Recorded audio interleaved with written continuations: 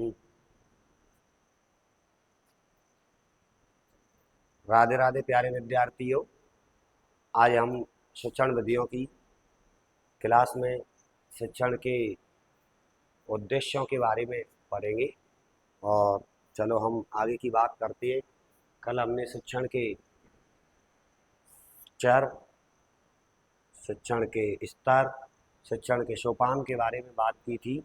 और आज हम शिक्षण के उद्देश्यों के बारे में बात करते हैं।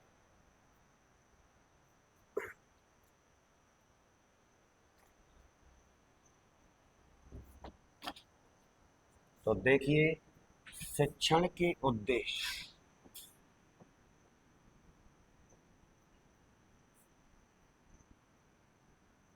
शिक्षण उद्देश्य, सबसे पहली बात करते हैं शिक्षण उद्देश्य होते क्या है।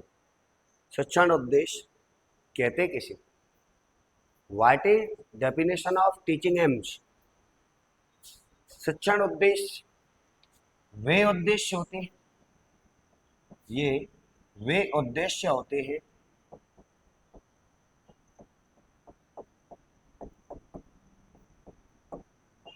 जिन्हें शिक्षक कक्षा कक्ष में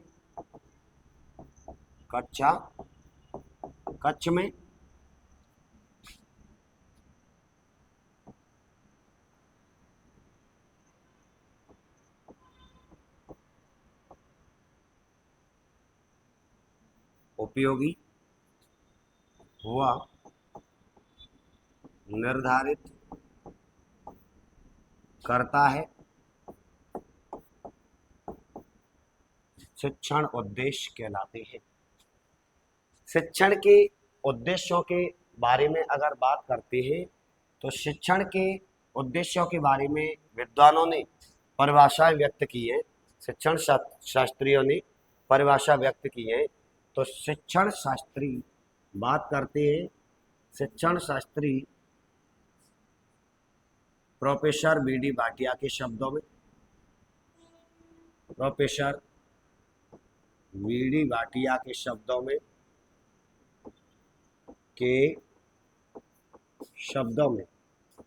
प्रोफेसर बी.डी. भाटिया का कहना है शिक्षण उद्देश्यों के बारे में कि जिस प्रकार शिक्षक को शिक्षण के उद्देश्यों का ज्ञान निर्धारित होना बहुत आवश्यक होता है, जिस प्रकार अगर शिक्षण उद्देश्यों के ज्ञान के अभाव में शिक्षण कराता है तो उसकी स्थिति वो होती है शिक्षक की जिसे अपने साध्य अथवा मंजिल का नहीं पता। उस नौका की भांति जो अपने साध्य अथवा मंजिल को नहीं जानता, साध्य या वह मंजिल को नहीं जानता, साध्य व मंजिल को नहीं जानता।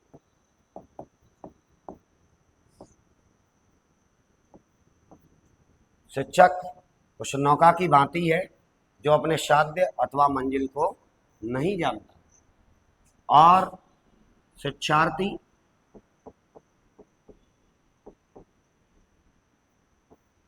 उस पतवार विहीन नाविक की भांति होता है, पतवार विहीन नाविक की भांति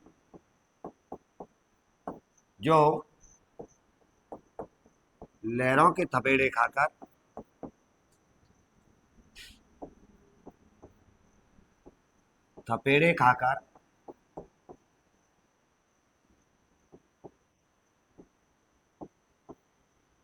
न जाने समुद्र के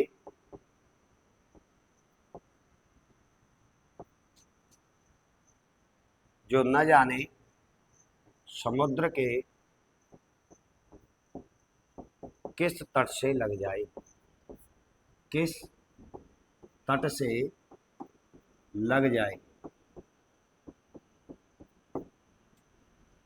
शिक्षक उस नौका की भांति होता है जो अपने साध्य व मंजिल को नहीं जानता। शिक्षार्थी उस पतवार विहीन नाविक की भांति होता है जो लहरों के थपेड़े खाकर न जाने समुद्र के किस तट से लग जाए।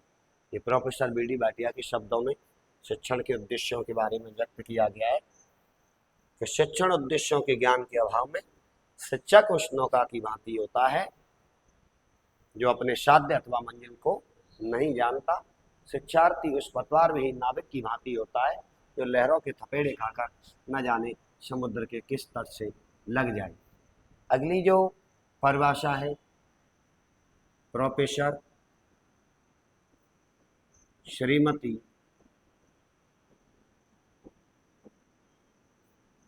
टी.एच. कोचर के शब्दों में, टी.एच. कोचर के शब्दों में, प्रोफेसर श्रीमती टी.एच. कोचर के शब्दों में, प्रोफेसर श्रीमती टी.एच. कोचर के शब्दों में, तो प्रोफेसर श्रीमती टी.एच. कोचर का कहना है कि शिक्षण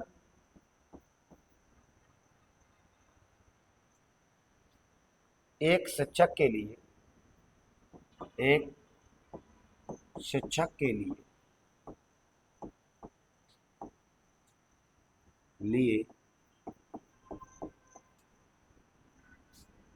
शिक्षक के लिए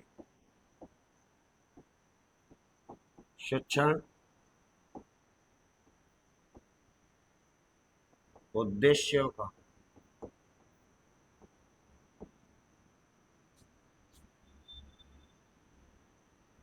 शिक्षण के उद्देश्यों का ज्ञान आवश्यक है। ज्ञान जिस प्रकार आवश्यक है,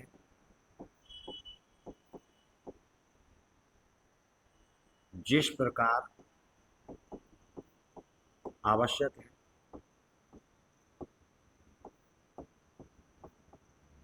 जिस प्रकार आवश्यक है,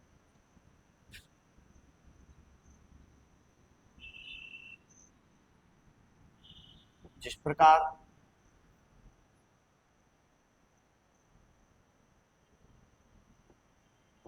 जिस प्रकार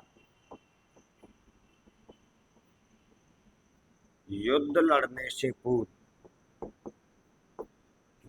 जिस प्रकार युद्ध लड़ने से पूर्व हथियारों का, युद्ध लड़ने से पूर्व एक सैनिक को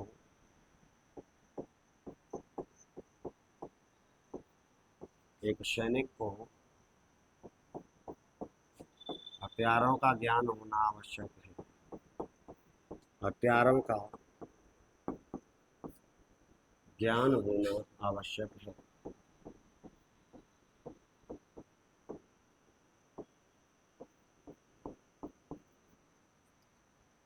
प्रोफेसर श्रीमती टी.एच. कोचर के शब्दों में एक शिक्षक के लिए शिक्षण उद्देश्यों का ज्ञान जिस प्रकार आवश्यक है, जिस प्रकार युद्ध लड़ने से पूर्व सैनिक को हथियारों का ज्ञान होना आवश्यक है।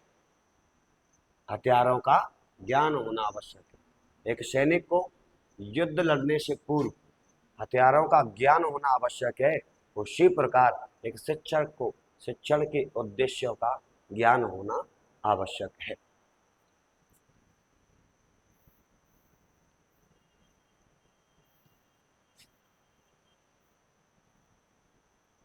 बात करते हैं आगे की, तो शिक्षण उद्देश्य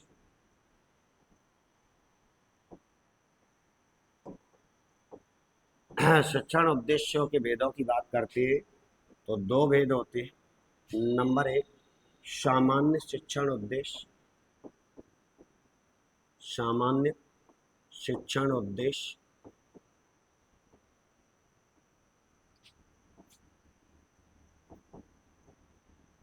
नंबर 2 विशिष्ट शिक्षण उद्देश्य।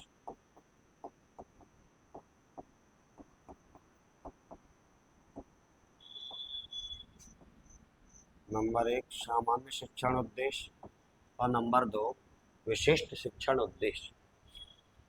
तो शिक्षण उद्देश्य के भेद दो प्रकार के होते हैं। शिक्षण उद्देश्य दो प्रकार के होते हैं। नंबर 1 सामान्य शिक्षण उद्देश्य और नंबर 2 विशिष्ट शिक्षण उद्देश्य। तो नंबर 1 सामान्य शिक्षण उद्देश्य क्या होते हैं? सामान्य शिक्षण उद्देश्यों की बात करें तो ये दीर्घकालीन होते हैं। ये दीर्घकालीन होते हैं। ये दीर्घकालीन होते हैं। एक और बात करते हैं, ये दीर्घकालीन होते हैं और सामान्य शिक्षण उद्देश्य ये दीर्घकालीन होते हैं। ये विद्यालय में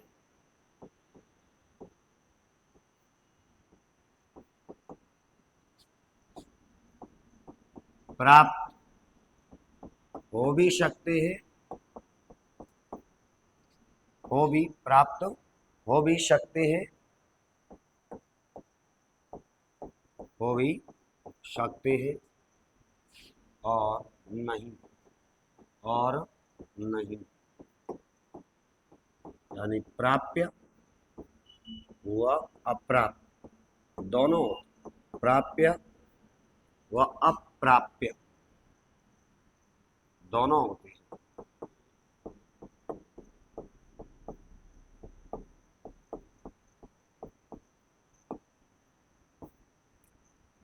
सामान्य शिक्षण उद्देश्य ये दीर्घकालीन होते, अर्थात लंबी समय तक प्राप्त किए जाते। ये विद्यालय में प्राप्त हो भी सकते हैं और नहीं भी हो सकते। प्राप्य और अप्राप्य दोनों होते हैं। जीवन में कभी कुछ शिक्षण उद्देश्य प्राप्त हो जाए, सामान्य नहीं। तो ये विद्यालय में प्राप्त हो भी सकते हैं और नहीं। तो प्राप्त होने को प्राप्य और प्राप्त नहीं होने को अप्राप्य, तो ये प्राप्य व अप्राप्य कहलाते हैं। प्राप्य व अप्राप्य दोनों होती है। तो ये दीर्घकालीन होती है, लंबे समय में सीखते हैं इन शिक्षण उद्देश्यों को, सामान्य शिक्षण उद्देश्यों।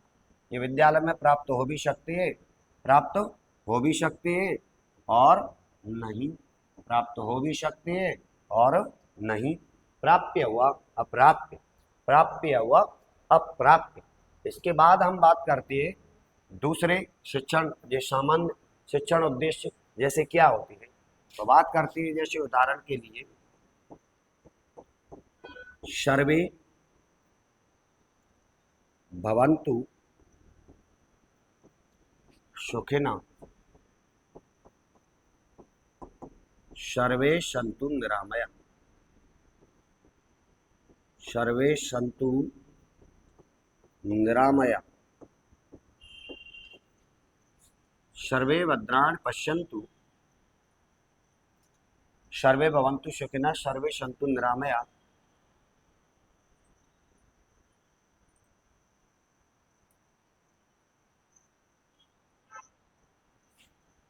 निरामया सर्वे भद्राणि पश्यन्तु मा कश्चित् दुःखः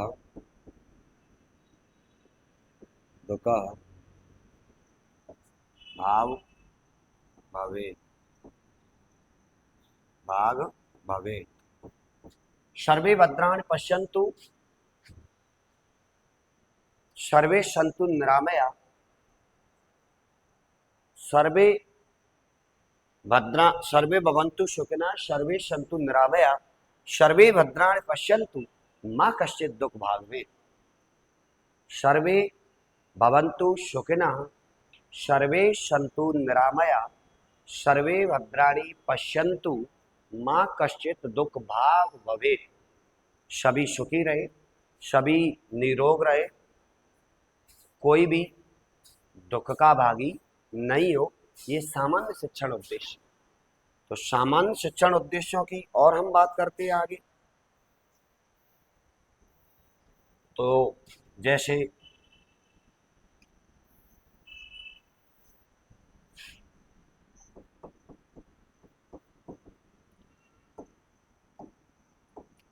तो राष्ट्रीय धरोहर,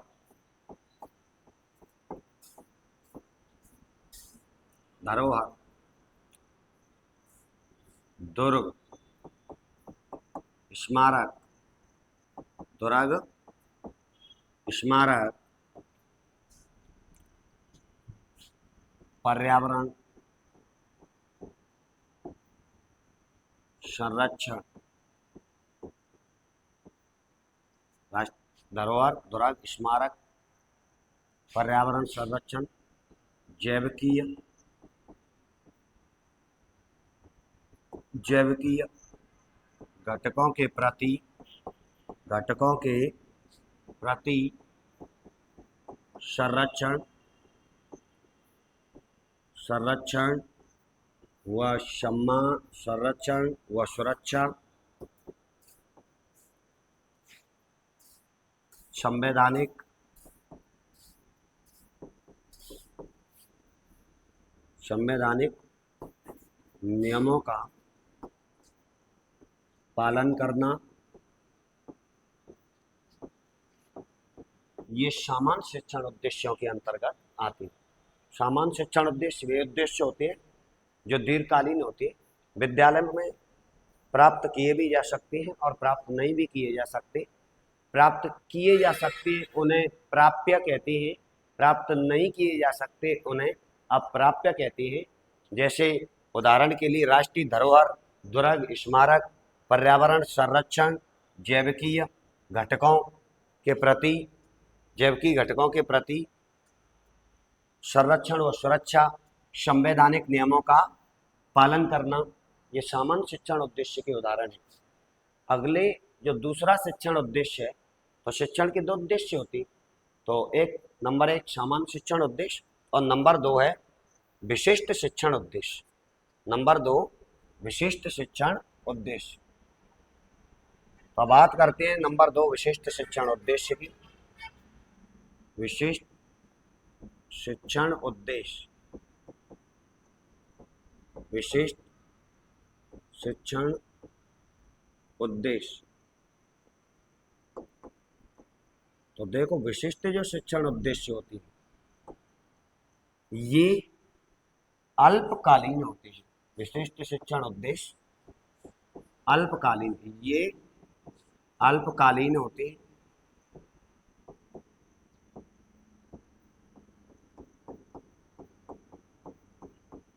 अल्पकालीन होती है। इन्हें शिक्षक, इन्हें शिक्षक, शिक्षक कक्षा कक्ष में, कक्षा कक्ष में अल्पकाल में पाठ्यक्रम के माध्यम से, पाठ्यक्रम के माध्यम से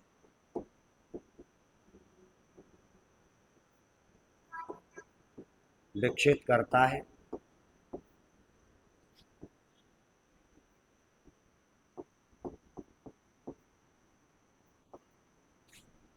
छात्रों में पाठ्यक्रम के माध्यम से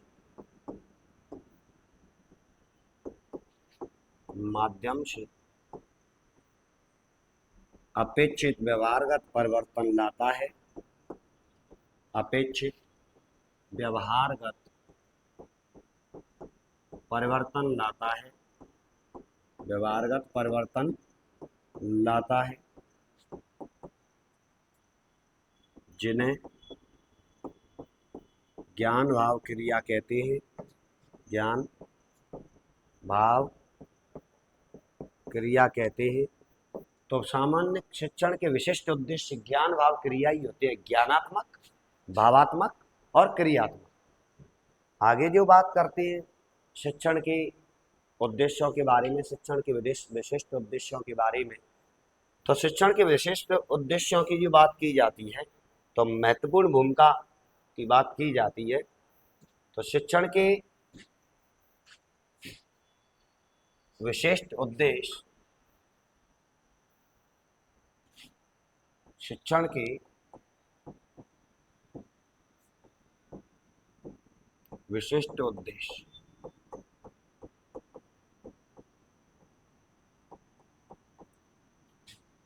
विशिष्ट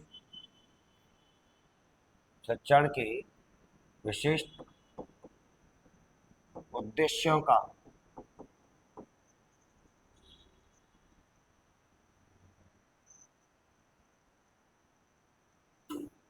निर्धारण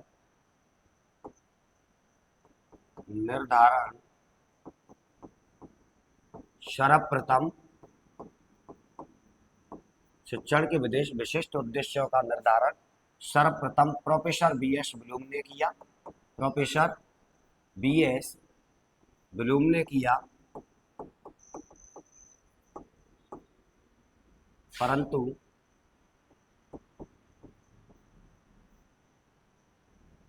महत्वपूर्ण योगदान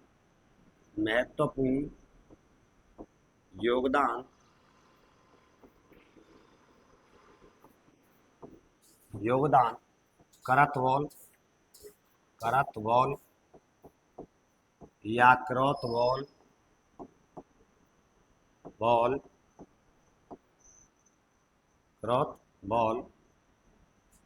और ईजे सिम्पसन ने भी दिया। ईजे सिम्पसन ने भी दिया।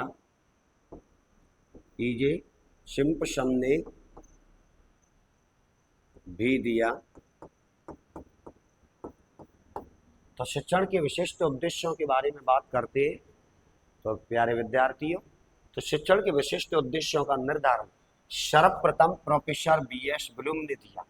इनके बाद जो महत्वपूर्ण भूमिका निभाने वाले थे, तो इनके बाद में जो महत्वपूर्ण भूमिका निभाने वाले थे करतवॉल, या इसे इन्हें कहते हैं क्रॉथवॉल, और इसके बाद में ईजे सिम्पसन का भी योगदान शिक्षण के विशिष्ट उद्देश्यों में माना जाता है। तो आज के लिए ये पर्याप्त है। यहाँ से आगे की क्लास आगे फिर पढ़ेंगे। राधे राधे, जय हिंद, जय भारत। प्यारे विद्यार्थियों, आगे मिलते हैं नेक्स्ट क्लास में।